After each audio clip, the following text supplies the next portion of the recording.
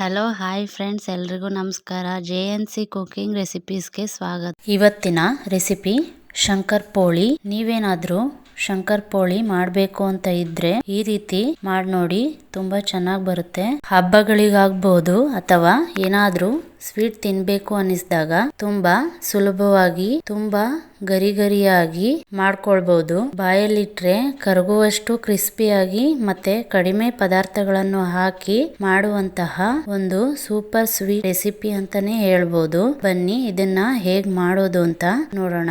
First ಒಂದ್ ಜಾರ್ಗೆ ಅರ್ಧ ಕಪ್ ಸಕ್ಕರೆ ಹಾಕೊಂಡಿದೀನಿ. 3 ಟೇಬಲ್ ಸ್ಪೂನ್ ರವೆ ಹಾಕೊಂಡಿದೀನಿ. ಇದೆರಡನ್ನು ನುಣ್ಣಗೆ ಪುಡಿ ಮಾಡ್ಕೊಳ್ಳಿ. ನೋಡಿ, ಈ ತರ ಸಾಫ್ಟ್ ಆಗಿ ನುಣ್ಣಗೆ ಪುಡಿ ಮಾಡ್ಕೊಳ್ಳಿ. ನೆಕ್ಸ್ಟ್ ಒಂದ್ ಪಾತ್ರೆ ತಗೊಂಡಿದೀನಿ. ಪಾತ್ರೆಗೆ 3 ಕಪ್ ಮೈದಾ ಹಿಟ್ಟು ಹಾಕೊಳ್ತಾ ಇದ್ದೀನಿ.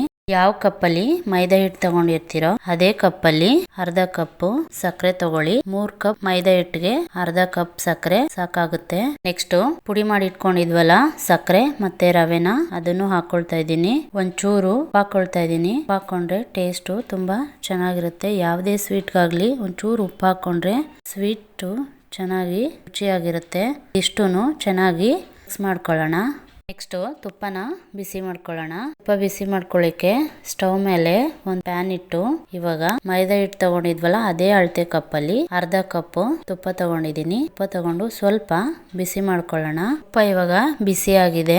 ಮೈದಾ ಹಿಟ್ಟನ್ನ ರೆಡಿ ಮಾಡ್ಕೊಂಡಿದ್ವಲ್ಲ ಅದಕ್ಕೆ ಹಾಕೊಂಡು ಚೆನ್ನಾಗಿ ಕಲ್ಸ್ಕೊಳ್ಳಿ. ಸಾರಿ, ಅದು ವಿಡಿಯೋ ಬಂದಿಲ್ಲ ತುಪ್ಪ ಹಾಕೊಂಡಿರೋದು. ನಾನು ತುಪ್ಪ ಹಾಕೊಂಡು ಮಿಕ್ಸ್ ಮಾಡ್ಕೊಳ್ತಾ ಇದ್ದೀನಿ. ತುಪ್ಪ ಹಾಕೊಂಡು ಚೆನ್ನಾಗಿ ಹಿಟ್ಟನ್ನ ಮಿಕ್ಸ್ ಮಾಡ್ಕೊಳ್ಳಿ. ತುಪ್ಪ ಹಿಟ್ಟು ಎಲ್ಲ ಹೊಂದ್ಕೊಳ್ಳೋ ತರ ಚೆನ್ನಾಗಿ ಮಿಕ್ಸ್ ಮಾಡ್ಕೊಳ್ಳಿ. ಹಿಟ್ಟನ್ನ ಚೆನ್ನಾಗಿ ಕಲ್ಸ್ಕೊಂಡ್ಮೇಲೆ ನೋಡಿ, ಈ ತರ ಹಿಟ್ಟು ಉಂಡೆ ಆಗ್ಬೇಕು. ಇಲ್ಲಿವರೆಗೂ ಚೆನ್ನಾಗಿ ಕಲ್ಸ್ಕೊಂಡು, ಫುಲ್ಲು ಬೇಡ ಅನ್ನೋರು ಸ್ವಲ್ಪ ಅಡುಗೆ ಎಣ್ಣೆ ಸ್ವಲ್ಪ ತುಪ್ಪ ಸೇರಿಸ್ಕೊಳ್ಳಿ. ಎರಡು ಮಿಕ್ಸ್ ಮಾಡ್ಕೊಂಡು ಬಿಸಿ ಮಾಡಿ ಹಾಕೊಳ್ಳಿ. 1/4 ಕಪ್ ತುಪ್ಪ, 1/4 ಕಪ್ ಅಡುಗೆ ಎಣ್ಣೆನ ಎರಡನ್ನೂ ಬಿಸಿ ಮಾಡ್ಕೊಂಡು ಸೇರಿಸ್ಕೊಳ್ಬಹುದು.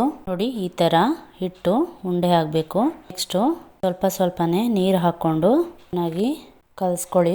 ನೀರ್ನ ಸ್ವಲ್ಪನೇ ಚುಮ್ಕಿಸ್ಕೊಂಡು ಕಲ್ಸ್ಕೊಳ್ಳಿ. ಹಿಟ್ಟು ತೆಳ್ಳಗಾಗಬಾರ್ದು. ಗೋಧಿ ಹಿಟ್ಟು ಕಲ್ಸ್ಕೊತೀವಲ್ಲ ಆ ಹಿಟ್ಟಿಗಿಂತ ಸ್ವಲ್ಪ ಗಟ್ಟಿನೇ ಇರಬೇಕು.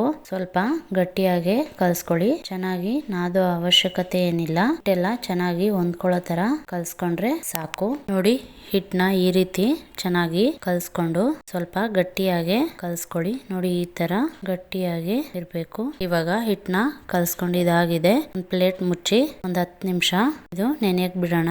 10 ನಿಮಿಷ ಆಗಿದೆ. 10 ನಿಮಿಷ ಆದ್ಮೇಲೆ ನೋಡಿ, ಈ ತರ ಉಂಡೆನ 2 ಭಾಗ ಮಾಡ್ಕೊಳ್ಳಿ. ಈ ತರ ಸ್ವಲ್ಪ ನಾದ್ಕೊಂಡು ನೋಡಿ, ಈ ತರ ಒಂದ್ ಮಣೆ ಇಟ್ಕೊಂಡು ಮಣೆ ಮೇಲೆ ಈ ತರ ಸ್ವಲ್ಪ ಹಿಟ್ಟನ ಈ ತರ ಮಂದಕ್ಕೆನೆ ಲಟ್ಟಿಸ್ಕೊಳ್ಳಿ. ಈ ಸೈಜ್ ಅಲ್ಲಿ ಇರ್ಬೇಕು. ನೋಡಿ, ಈ ಸೈಜ್ ಅಲ್ಲಿ ಲಟ್ಟಿಸ್ಕೊಂಡು ಒಂದ್ ಚಾಕು ತಗೊಂಡು ಈ ತರ ಶೇಪ್ ಅಲ್ಲಿ ಕಟ್ ಮಾಡ್ಕೊಳ್ಳಿ. ಎಲ್ಲಾನು ಇದೇ ತರ ಕಟ್ ಮಾಡ್ಕೊಂಡು ಒಂದ್ ಸೈಡ್ಗೆ ಎತ್ತಿಟ್ಕೊಳ್ಳಿ. ನೋಡಿ, ಎಲ್ಲಾನು ಈ ತರ ಕಟ್ ಮಾಡ್ಕೊಂಡು ಎತ್ತಿಟ್ಕೊಂಡಿದೀನಿ. ನೆಕ್ಸ್ಟ್ ಇದನ್ನ ಎಣ್ಣೆಲಿ ಕರ್ಕೊಳ್ಳೋಣ. ನೆಕ್ಸ್ಟ್ ಇದನ್ನ ಕರ್ಕೊಳ್ಳಕ್ಕೆ ಸ್ಟವ್ ಮೇಲೆ ಒಂದ್ ಬಾಣ್ಲಿ ಇಟ್ಕೊಂಡಿದೀನಿ. ಬಾಣ್ಲಿ ಬಿಸಿ ಆದ್ಮೇಲೆ ಎಣ್ಣೆ ಹಾಕೊಳ್ತಾ ಇದ್ದೀನಿ. ಎಣ್ಣೆ ಹಾಕೊಂಡು ಎಣ್ಣೆ ಚೆನ್ನಾಗಿ ಬಿಸಿ ಆಗ್ಬೇಕು. ಎಣ್ಣೆ ಬಿಸಿ ಆಗಿದೆ. ಇವಾಗ ಕಟ್ ಮಾಡಿ ಇಟ್ಕೊಂಡಿದ್ವಲ್ಲ ಶಂಕರ್ ಪೋಳಿ, ಅದನ್ನ ಒಂದೊಂದೇ ಹಾಕೊಳ್ತಾ ಇದ್ದೀನಿ. ಈ ತರ ಎಲ್ಲಾನು ಹಾಕೊಂಡು ಕಲರ್ ಚೇಂಜ್ ಆಗೋವರೆಗೂ ಉಲ್ಟಾ ಹಾಕೊಂಡು ಗೋಲ್ಡನ್ ಕಲರ್ ಬರೋವರೆಗೂ ಚೆನ್ನಾಗಿ ಬೇಯಿಸ್ಕೊಳ್ಳಿ. ಎಲ್ಲಾನು ಇದೇ ತರ ಎಣ್ಣೆಲಿ ಹಾಕೊಂಡು ಡೀಪ್ ಫ್ರೈ ಮಾಡ್ಕೊಂಡು ಗೋಲ್ಡನ್ ಕಲರ್ ಬರೋವರೆಗೂ ಚೆನ್ನಾಗಿ ಫ್ರೈ ಮಾಡ್ಕೊಂಡು ಎತ್ತಿಟ್ಕೊಂಡ್ರೆ ಗರಿಗರಿಯಾದ ತುಂಬಾ ರುಚಿಕರ ಮತ್ತೆ ಸುಲಭವಾಗಿ ಮಾಡುವಂತಹ ಶಂಕರ್ ಪೋಳಿ ರೆಡಿ ಆಯ್ತು. ನೋಡಿದ್ರಲ್ಲ ಫ್ರೆಂಡ್ಸ್, ಇವತ್ತಿನ ಈ ಸಿಂಪಲ್ ಆದ ಸ್ನ್ಯಾಕ್ಸ್ ರೆಸಿಪಿ ನಿಮಗೂ ಇಷ್ಟ ಆಯಿತು ಅಂದ್ಕೊಳ್ತೀನಿ. ಇಷ್ಟ ಆದರೆ ನೀವು ಮನೇಲಿ ಒಂದ್ಸಲ ಟ್ರೈ ಮಾಡಿ. ಹೇಗೆ ಬಂತು ಅಂತ ಪ್ಲೀಸ್ ಕಮೆಂಟ್ ಮಾಡಿ. ಇನ್ನೂ ನನ್ನ ಚಾನಲ್ನ ಸಬ್ಸ್ಕ್ರೈಬ್ ಮಾಡ್ಕೊಳ್ಳದೆ ನೋಡ್ತಾ ಇದ್ದರೆ ಪ್ಲೀಸ್ ಸಬ್ಸ್ಕ್ರೈಬ್ ಮಾಡಿಕೊಂಡು ಪಕ್ಕದಲ್ಲೇ ಇರುವಂತಹ ಬೆಲ್ ಬಟನ್ನ ಕ್ಲಿಕ್ ಮಾಡಿ.